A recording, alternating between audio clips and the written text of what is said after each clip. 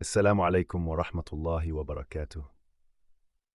الرؤيا: الكشف عن حقيقة الحوراء بين عالم الظاهر والباطن. بسم الله الرحمن الرحيم.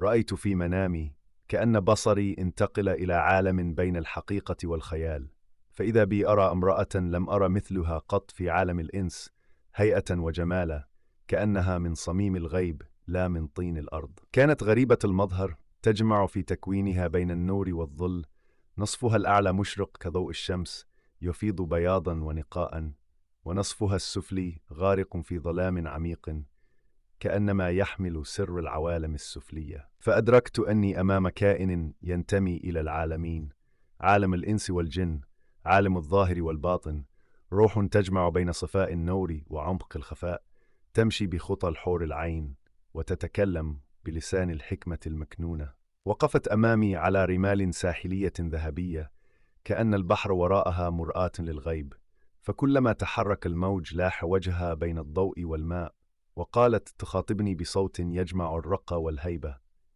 أنا الحوراء الموعودة في علم الغيب، بين النور والظل خلط، نصف من الطهر ونصف من الأسرار، زواجك يكون من حورية البحر، كما قال ربك كذلك وزوجناهم بحور عين.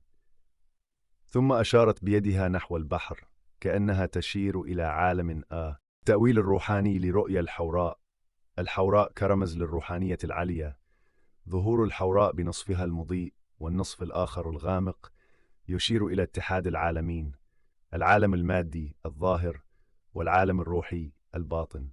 أنت كباحث عن وصايا الكنز مهيأ لاستقبال المعرفة الخفية التي تجمع بين الحكمة العملية في الواقع والسر الروحي في الخفاء. النور والظلام: النصف الأعلى المضيء يمثل صفاء القلب، النية الصافية، وحضورك في نور الحق. النصف السفلي الغامق يمثل الأسرار المخفية، اختبار الإيمان والارتباط بالكون الروحي المجهول.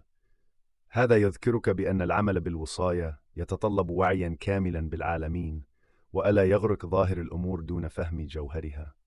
الارتباط بك والرسالة الروحية: كلمات الحوراء عن الزواج منك تشير إلى ارتباط روحاني عميق وبين مصادر الحكمة والكنوز الإلهية.